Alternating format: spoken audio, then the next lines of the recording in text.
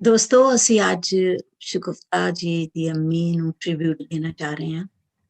ਇਹਨਾਂ ਦੀ ਵਾਲਦਾ ਬਹੁਤ ਹੀ ਅਜ਼ੀਮ ਹਸਤੀ ਸਨ।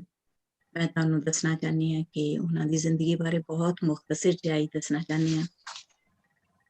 ਤੋਂ ਪਹਿਲੇ ਤੇ ਸਾਡੇ ਸਾਰੇ ਗਰੁੱਪ ਵੱਲੋਂ ਗੁਫਤਾ ਜੀ ਨੂੰ, ਉਹਨਾਂ ਦੀ ਫੈਮਿਲੀ ਨੂੰ, ਉਹਨਾਂ ਦੇ ਬੱਚਿਆਂ ਨੂੰ ਸਾਡਾ ਸਭ ਦਾ ਸਾਥ, ਸਾਡੇ ਸਭ ਵੱਲੋਂ ਦੁੱਖ ਵਿੱਚ ਬਰਾਬਰ ਸ਼ਰੀਕ ਹੋਣ ਦਾ ਇੱਕ ਅਹਿਸਾਸ ਅਸੀਂ ਦੇਣਾ ਚਾਹੁੰਦੇ ਹਾਂ ਕਿ ਤੁਸੀਂ ਇਕੱਲੇ ਨਹੀਂ ਹੋ ਔਰ ਅਸੀਂ ਤੁਹਾਡੇ ਨਾਲ ਹਾਂ।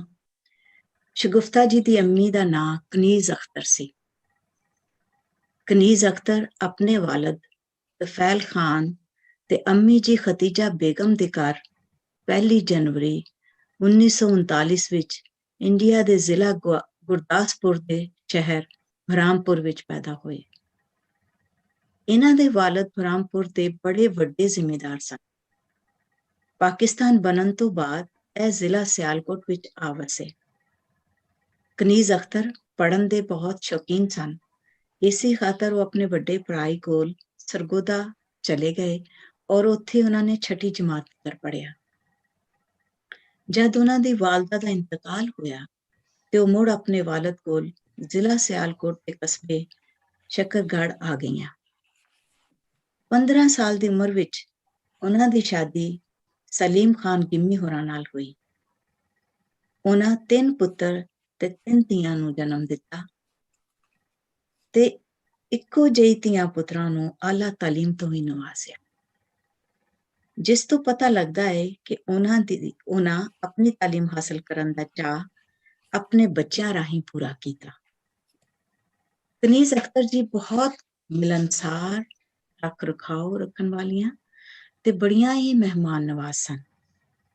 ਰੱਬ ਉਹਨਾਂ ਨੂੰ ਜੰਨਤੁਲ ਫਿਰਦੌਸ ਵਿੱਚ ਆਲਾ ਮਕਾਮ ਦੇਵੇ।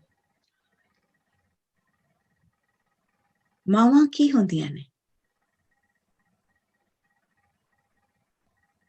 ਮਾਵਾਂ ਮੋਹ ਨੇ,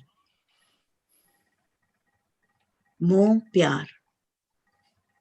ਮਾਵਾਂ ਮੋਹ ਨੇ, ਮੋਹ ਕਦੀ ਮਰਦਾ ਨਹੀਂ। ਮਾਵਾਂ ਲੌ ਨੇ, ਲੌ ਹਨੇਰਾ ਬਣਦਾ ਨਹੀਂ। ਮਾਵਾਂ ਸਦਾ ਹੀ ਬੱਚਿਆਂ ਦੀਆਂ ਰਗਾਂ ਵਿੱਚ ਲਹੂ ਬਣ ਵਗਦੀਆਂ ਨੇ। ਉਹਨਾਂ ਦੀਆਂ ਅੱਖੀਆਂ ਵਿੱਚ ਨਵੀਂ ਸਵੇਰ ਲੱਭਦੀਆਂ ਨੇ। ਜੇ ਕਦੀ ਅਸੀਂ ਗੌਰ ਨਾਲ ਸੁਣੀਏ, ਮਾਵਾਂ ਬਾਲਾਂ ਨਾਲ ਹੀ ਰੋਂਦੀਆਂ ਹੱਸਦੀਆਂ ਨੇ। ਜੇ ਸੱਚ ਆਖਾਂ ਤੇ ਮਾਵਾਂ ਅਸਲ ਜੀਵਨ ਨੇ, ਜਿਹੜੀਆਂ ਸਦਾ ਬੱਚਿਆਂ ਦੇ ਸਾਹਾਂ ਦੇ ਵਿੱਚ ਵਸਦੀਆਂ ਨੇ। ਸ਼ਗੁਫਤਾ ਜੀ, ਅੰਮੀ ਕਿਧਰੇ ਗਈ ਨਹੀਂ, ਉਹ ਤੁਹਾਡੀਆਂ ਸਾਹਾਂ ਵਿੱਚ ਵਸਦੇ। ਮੈਂ ਮੌਕਾ ਦਿਆਂਗੀ ਆਪਣੀਆਂ ਸਖੀਆਂ ਨੂੰ ਕਿ ਉਹ 1-1 ਮਿੰਟ ਲੈ ਸਕਦੀਆਂ ਨੇ। ਉਹਨਾਂ ਦੇ ਉਹ ਜੋ ਵੀ ਆਖਣਾ ਚਾਹਣ, ਉਹਨਾਂ ਦੇ ਖਿਆਲ ਵਿੱਚ ਮਾਵਾਂ ਕੀ ਹੁੰਦੀਆਂ ਨੇ ਔਰ ਉਹਨਾਂ ਦੇ ਕੀ ਜਜ਼ਬਾਤ ਨੇ ਇਹਨਾਂ ਦੀ ਵਾਲਦਾ ਦੇ। ਜਿਹੜੀ ਵੀ ਸਾਥੀ ਬੋਲਣਾ ਚਾਹੇ ਉਹ ਬੋਲ ਸਕਦੀ ਹੈ, ਤਾਂ ਜੇ ਕਿ ਫਿਰ ਅਸੀਂ ਆਪਣੀ ਸਾਂਝ ਇਹਨਾਂ ਨਾਲ ਬਣਾ ਸਕੀਏ। ਬਸ ਮੈਂ ਤਾਂ ਇਤਨਾ ਹੀ ਕਹਾਂਗੀ ਕਿ ਜਦੋਂ ਮਾਂ ਚਲੀ ਜਾਣੀ ਨਾ, ਤੇ ਇੱਕ ਤੇ ਤੁਹਾਨੂੰ ਇਹ ਅਹਿਸਾਸ ਹੋਣਾ ਹੈ ਕਿ ਇੱਕ ਤੁਹਾਡੀ ਹਾਰਟ ਲਾਈਨ ਸੀ। ਜਦੋਂ ਕਈ ਦਫਾ ਤੁਸੀਂ ਆਪਣੀ ਮਾਂ ਨਾਲ ਕਈ ਚੀਜ਼ਾਂ ਸ਼ੇਅਰ ਨਹੀਂ ਕਰ ਸਕਦੇ ਹੋ ਕਿ ਤੁਸੀਂ ਕਹਿੰਦੇ ਹੋ ਕਿ ਬਹੁਤ ਦੂਰ ਹੈ, ਉਹਨੂੰ ਦੁੱਖ ਕਰਨਾ ਕੀ ਫਾਇਦਾ ਹੋਏਗਾ, ਉਹਨੂੰ ਕੋਈ ਬੱਚਿਆਂ ਨਾਲ ਕੋਈ ਮਸਲਾ ਹੋਏਗਾ। ਕਿਉਂਕਿ ਮੇਰੀ ਬੇਟੀ ਕਾਫੀ ਬਿਮਾਰ ਸੀ ਜਦੋਂ 7 ਸਾਲ ਨਹੀਂ ਸੀ, ਤੇ ਮੇਰੀ ਉਸ ਵਕਤ ਉਮਰ 32 ਈਅਰ ਸੀ।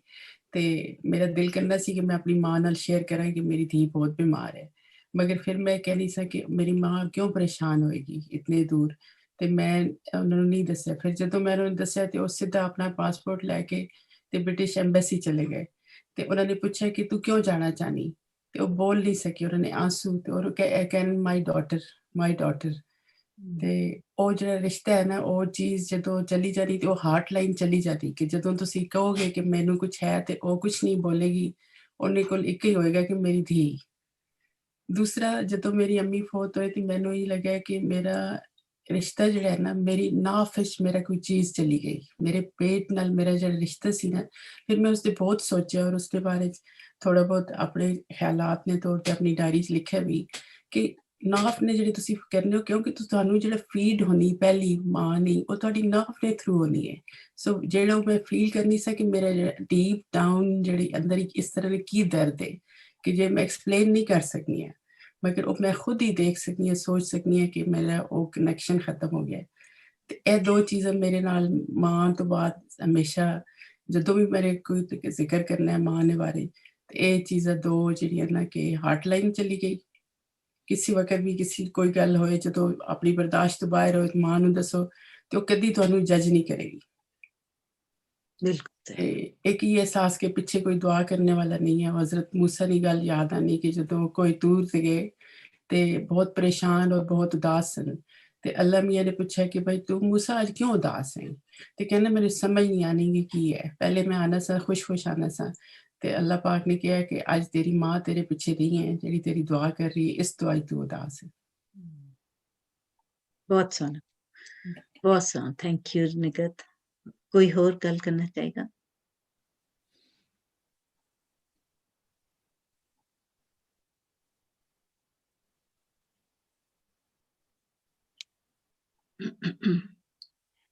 जी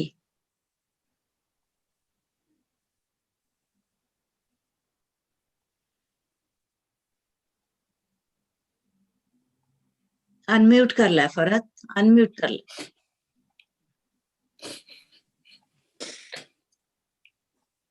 पता नहीं, बड़ी डिफिकल्ट सिचुएशन च है। मेरा ना दिल कर रहा जिस दिन मैंने सट लगी सी कि मैं फटाफट पहुंच जा। मेरी भैन भी जी उत्थे अम्मी दे कोल दिन रात हो, बस अपना अपना भैना ही भैना शेयर कर सकदियां ने एक दूसरे दे नाल, होर ते कोई शेयर नहीं कर सकता। मुंडे अन्ना अपने आप जाहिर नहीं करते, वो काफी बहादुर हैगा। ते मैं दस रही सी कल कि अम्मी बाजी जिस तरह अम्मी कहती है ना मेरी लत्त दुखदी है कि मैं समझ नहीं आती कि मैं की करा। जो पेन चो तड़पते है ते मैं समझ नहीं आती मैं की करा। ते मैं हौसला दे रही सी, मैं क्या कोई गल नहीं, इंशाल्लाह ठीक हो जाएंगे। बस यही चाहते हैं कि मेरे अम्मी माशाल्लाह 89 ईयर्स ओल्ड कि किसी दे मोहताज ना हो, बस सारी उम्र से ही दुआ मांगते रहे कि अल्लाह मियां किसी दे मोहताज ना हो। जाना ते असीं सारे ने हैगा, किसी ने पिछे नहीं रहना, सब ने जाना।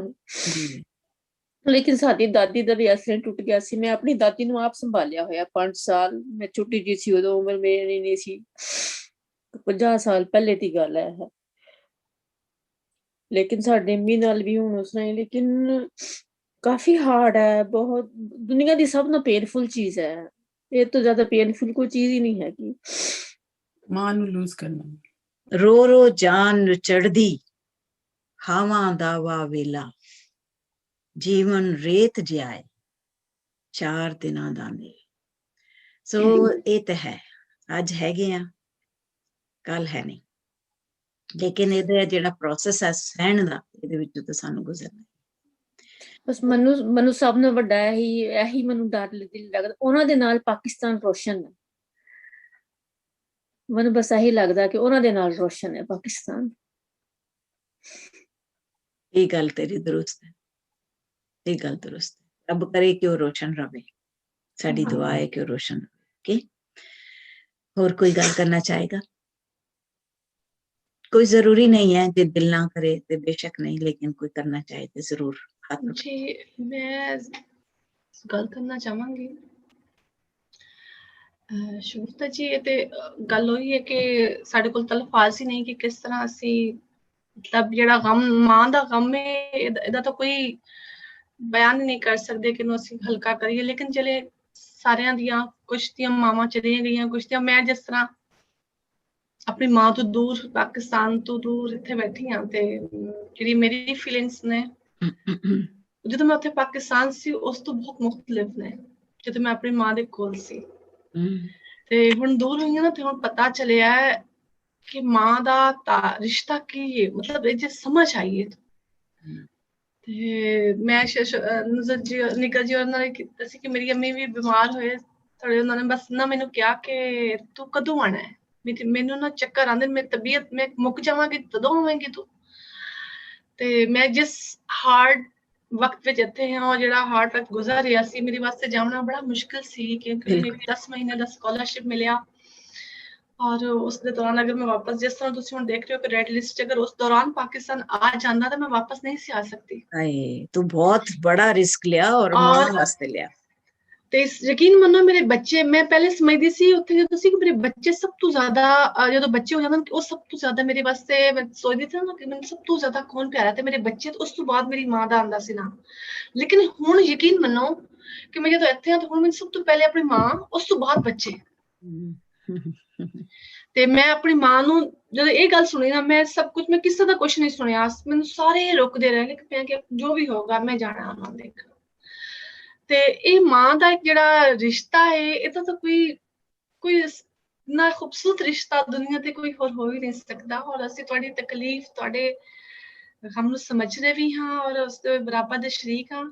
ਅੱਲਾਹ ਤਾਲਾ ਤੁਹਾਨੂੰ ਹਿੰਮਤ ਦੇਵੇ, ਹੌਸਲਾ ਦੇਵੇ ਇਹਨੂੰ ਬਰਦਾਸ਼ਤ ਕਰਨ ਦੀ। ਔਰ ਹੁਣ ਅਸੀਂ ਇੰਨਾ ਹੀ ਕਰ ਸਕਦੇ ਹੋ ਤੁਸੀਂ ਉਹਨਾਂ ਵਾਸਤੇ ਕਿ ਉਹਨਾਂ ਨੂੰ ਜਿੰਨਾ ਉਹਨਾਂ ਵਾਸਤੇ ਦੁਆ ਕਰੋ, ਉਹਨਾਂ ਨੂੰ ਪੜ੍ਹ ਕੇ ਬਖਸ਼ੋ ਕਿ ਇਹੀ ਚੀਜ਼ ਉਹਨਾਂ ਵਾਸਤੇ ਅੱਗੇ, ਮਤਲਬ ਉਹਨਾਂ ਨੂੰ ਮਰਨ ਤੋਂ ਬਾਅਦ ਉਹਨਾਂ ਦੀ ਸਦਕਾ ਜਾਰੀਆ, ਔਲਾਦ ਇਹੀ ਚੀਜ਼, ਔਲਾਦ ਮੰਗਣੇ ਜ਼ਿਆਦਾ ਮੇਰੇ ਖਿਆਲ ਚ ਇਸ ਵਾਸਤੇ ਹੀ ਹੁੰਦਾ ਕਿ ਔਲਾਦ ਦੇ ਜਿਹੜੇ ਮੰਗਣੇ ਕਿ ਮਰਨ ਤੋਂ ਬਾਅਦ ਉਹ ਯਾਦ ਰੱਖੇ ਤੇ ਉਹ ਪੜ੍ਹ ਕੇ ਬਖਸ਼ੇ।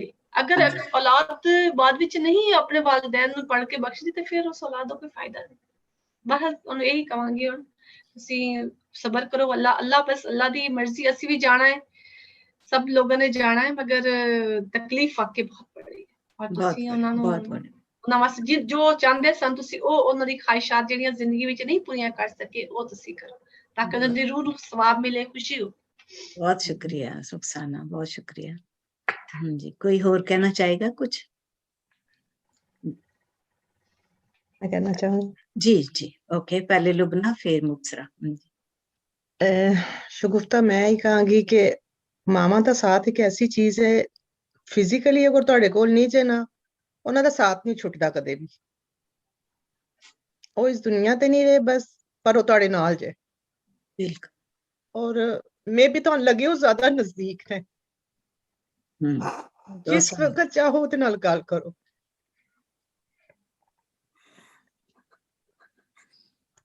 ਸਾਡੀ ਨਾਨੀ ਅੰਮਾ ਜਿਹੜੇ ਨੇ, ਮੈਂ 90 ਦੇ ਕਰੀਬ ਸਾਂ ਜਦੋਂ ਫੌਤ ਹੋਏ ਨੇ।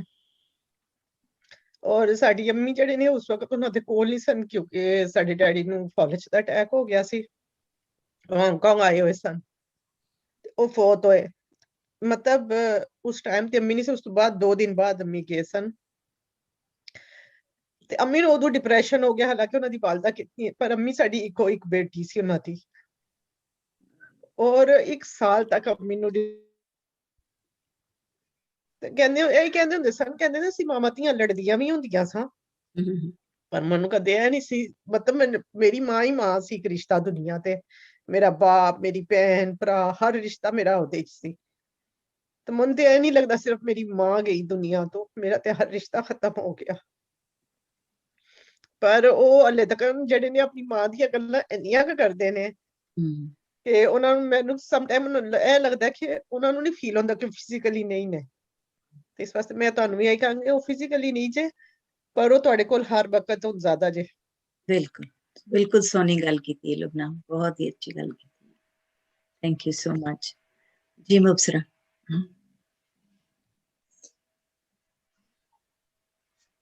जी, शगुफ्ता जी,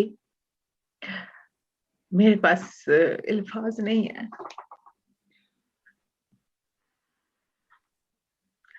मैं इस दुख को जानती, मैंने अपनी माँ को खोया था। अगर आप मेरे पास होती, मैं आपको अपने पास ले आती, जैसे शाजिया को मैं अपने पास ले आई थी।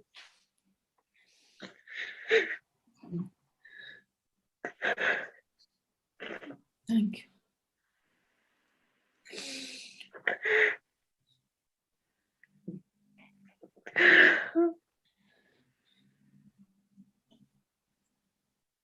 हौसला करो मुबसरा, हौसला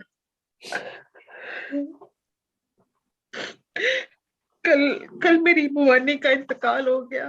करो। ओहो, सो सॉरी मुबसरा। बस सब कुछ याद आ गया, सब कुछ याद आ गया। मेरी अम्मी सिर्फ 68 इयर्स ओल्ड थी जब वो फौत हुई, और उनको पैनक्रियाटिक कैंसर था। ओह। और वो ऐसा जालिम कैंसर है जो उस वक्त जाहिर होता है जब वो बिल्कुल अपना सारा काम कर चुका होता है। उनके साथ भी ऐसे ही हुआ बस।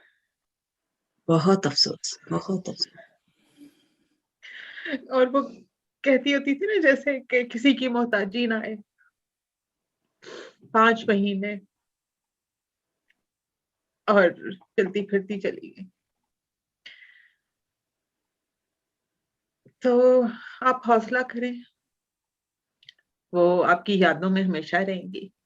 और जब भी कोई बात होती है, ख्वाब आते हैं, और वो आती हैं, मेरी अम्मी तो आती हैं। आजा शाजिया। अस्सलाम वालेकुम शगुफ्ता, सॉरी मैंने तो आपको बिल्कुल नहीं कहा क्योंकि मेरे में हिम्मत नहीं हो रही ना कॉल करने की ना मैसेज करने की। शाजिया, मैं और तुम एक ही कश्ती के, मेरी जान तो मेरी बहन हो। और अब तक जो आपने एक मैं एक वक्त समझ बोला है वही सब कुछ जो है इस टाइम मैं फेस कर रही हूँ। मैं यहाँ पे मौजूद हूँ इसीलिए कि मैं ये सब कुछ फेस कर रही थी और मेरी अम्मी ने अपने हाथ नीचे रख दिए थे कि जाओ तुम उड़ जाओ, हाँ इस चीज को अब तुम फेस मत करना। क्योंकि अम्मी हाँ। का इन-लॉज एक, उन्होंने मुझे उससे निकाल दिया तुम्हारे लिए कि तुम कुर्बानी। बर्दाश्त मत करो। बिल्कुल मेरी ये मैं बेटी यहाँ पे ने हूँ यही और वो कहा बिल्कुल कि सेम। और तकलीफ ये थी उनको कि मैं अकेली हूँ और जिस तरह उन्होंने मुझे पाला था मुझे अलग नहीं कर सकती। और जब वो यहाँ आई थी मेरे पास तो मुझे कहती थी बस बच्चियां कल ये याद कर रही थी कि वो हर वक्त जहाँ खड़ी होती थी हमारे हाथ क्यों पकड़े रहती थी, मेरे साथ सोती तो हाथ क्यों पकड़ती थी। मैंने कहा उन्हें ये लगता था शायद मैं आखिरी दफा मिल रही हूँ। और जो बात आप बता रही हो ना कि बहुत एहतियात, इवन कि हमें कॉल कर करके कह रही थी मास्क लेके जाना, फातिमा फामिया दुआ याद कर ली है, वहां पे ज्यादा मसाइल हैं, तुम लोग अपना बच्चे को ख्याल रखना, घर से नहीं निकलती थी।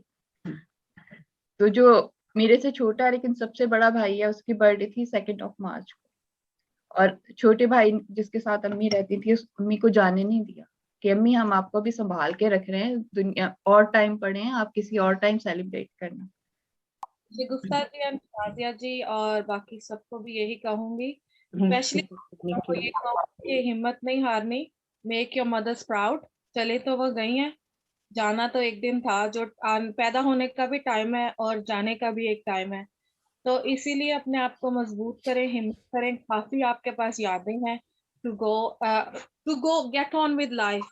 ताकि ऐसे ऐसे रोए नहीं, आपकी मॉम को अच्छा नहीं लगेगा कि आप रो रहे हैं, आप दिल हार बैठे हैं, हिम्मत हार बैठे हैं। चलते चलें, it is very hard, emotional होता है बंदा। और जो उन्होंने बात की ना कि फ्यूनरल पे, वाकई वो चीज मेरे दिल को भी छूती है कि अफसोस करने आए हैं या गप्पे मारने आए हैं। वो बहुत हर्ट होती है चीज कि आप मेरे दुख में शामिल हो या अपनी गॉसिप करने आए हो। I think it's a very bad thing कि जिस पे गुजर रही होती है वो चाहता है कि कोई मेरे से तसल्ली की बातें करे बजाय कि दुनियादारी की। वो तो हम करते ही रहते हैं, but this is how society is and that's how life is. और जब फर्स्ट एक्सपीरियंस होता है बहुत बुरा लगता है, आपको बहुत दुख होता है कि यार मेरा तो अपना चला गया और सारे इतना लाइक गप्पे मार आप ही रहे हैं, और आप पे जो गुजरती है वो आप पे ही गुजरती है। मेरी दुआ यही है कि आप दोनों के खानदानों को खुदावंद तसल्ली दे, अपनी पनाह में रखे। टफ टाइम है लेकिन खुदावंद ही तसल्ली देगा, उसका काम है, हम तो एक दूसरे को अल्फाजों से देंगे, बट इनर पीस है, जो इनर स्ट्रेंथ है, God will provide and he surely will provide आप दोनों के लिए। सब दा बहुत बहुत शुक्रिया। मैनू सब दे वॉइस नोट भी आए, मैसेज भी आए, और साडे स्टडी ग्रुप ते भी और मैनू पर्सनल भी।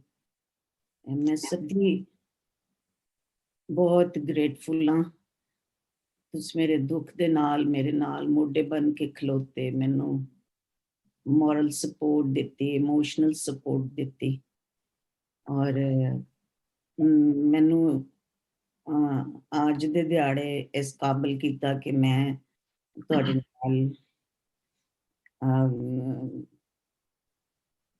ਕੁਝ ਦੇਰ ਬੈਠ ਕੇ ਇੰਝ ਹੀ ਜਿਵੇਂ ਤੁਹਾਡੇ ਸਾਰਿਆਂ ਨਾਲ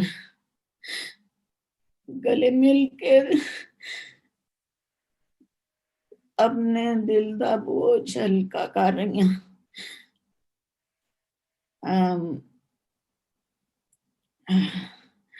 बस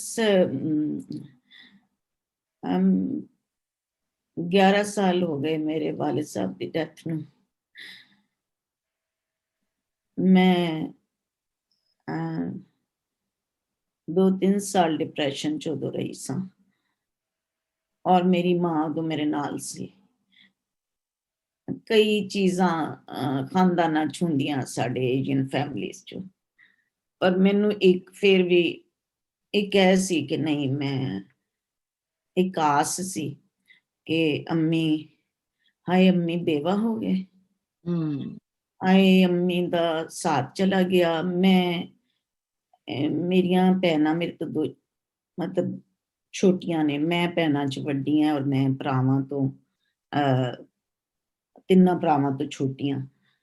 ते मैं फिर अपनी मां दी सहेली बन गई, मां दी भैन भी बन गई, क्योंकि मेरी खाला कोई जिंदा नहीं सी, मेरी नानी जिंदा नहीं सी। ते फिर होनियां कई चीज़ां हुईयां, और हर चीज़ नूं लैके मैं अपनी मां दी प्रोटैक्टर भी बन गई। वो जिहड़ी गल ज़हन च सोचदे सी वो भी मेरे दिमाग च आ जांदी सी, जिहड़ी उन्हां ने अगे सोचनी कहनी हुंदी सी वो भी। और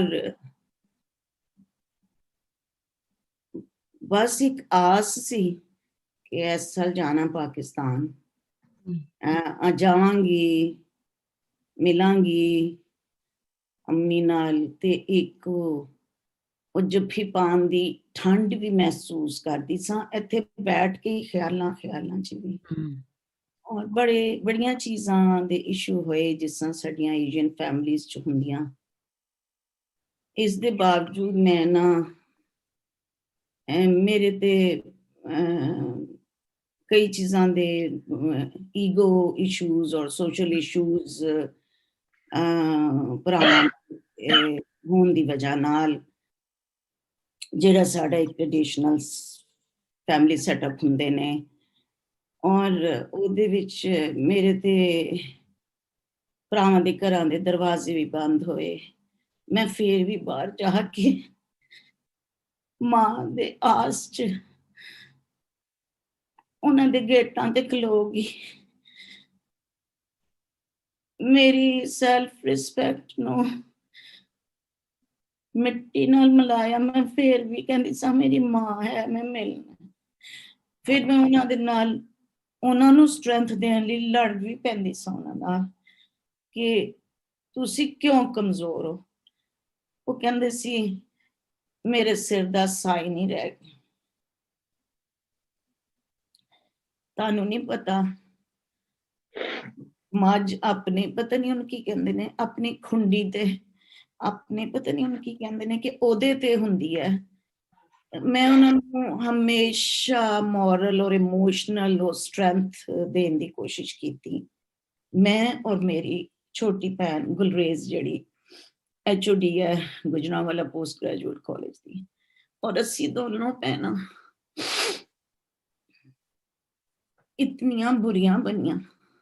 मतलब अगर कोई, I must say this in front of this forum, कि जेड़ी भैन और जेड़ी मां दी बेटी राइट गल वास्ते स्टूड अप करेगी, अपनी ही मां दी स्ट्रेंथ बनन दी, ओ मैं ते मेरी भैन सानू कहंदे ने ना, इंज ए लफ्ज हुंदा है कि तानू मुट्ठी च पा के मसल देना। साडे नाल ओ भी होया।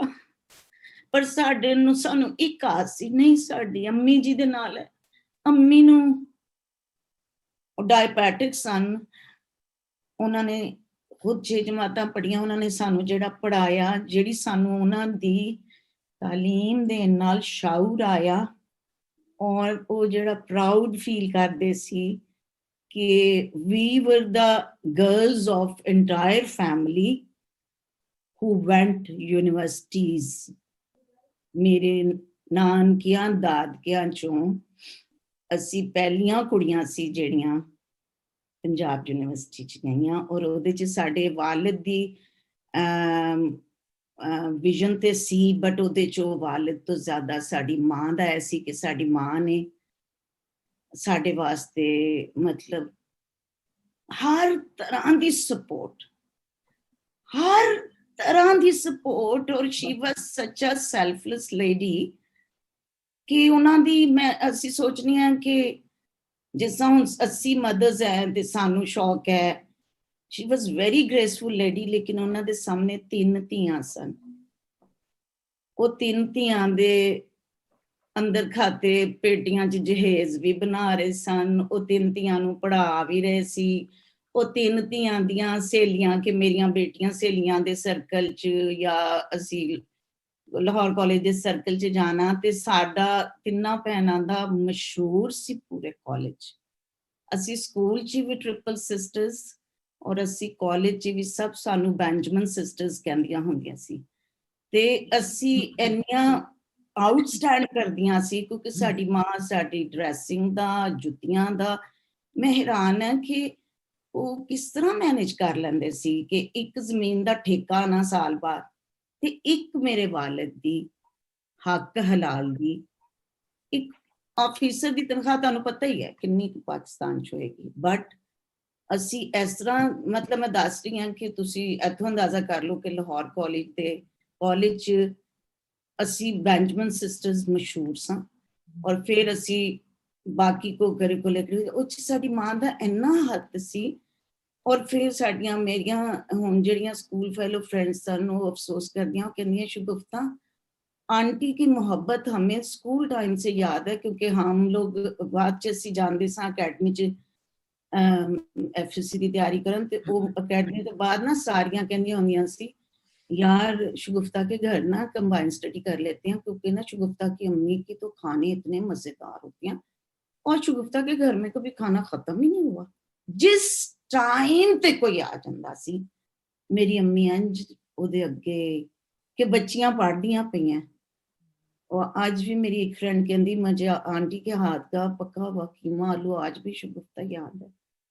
और मतलब उन्होंने मोहब्बत ही देती कि हर बंदा family and outside the family, मतलब मेरे भरावां दे दोस्त या मैं साडियां सहेलियां, वो कहनियां सी कि सबसे ज्यादा हमसे ही प्यार करती थी आंटी। हर बंदा, हुन मेरी बेटी दस रही है मामा एवरीबॉडी वाज सेइंग कि नानू का वो सबसे फेवरेट है, लेकिन नानू एक प्यार और खलूस का इतना बड़ा समंदर थी।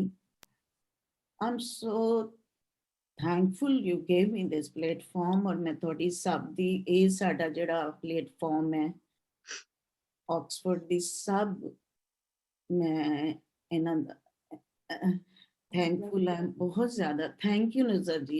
वेलकम मेरी जान, वेलकम शगुफ्ता, बहुत प्यारी बातें की हैं सबने। मैं आखिर में ट्रिब्यूट देती हूँ शगुफ्ता की अम्मी को, शाजिया की अम्मी को, शाह हुसैन की 2 लाइनों से। माई नी मैं किनू आखा, माई नी मैं किनू आखा, दर्द विछोड़े दा हाल, दुखां दी रोटी सूलां दा सालन, दुखां दी रोटी सूलां दा सालन, आहीं दा बालन बाल, सूला मार दीवानी कीती। ए जेड़ा प्रोसेस है ना ग्रीविंग दा, सूला मार दीवानी कीती, बिरहों पिया साडे ख्याल, माए नी मैं किनू आखां, दर्द विछोड़े दा।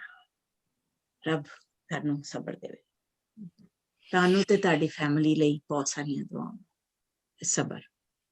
Thank you so much.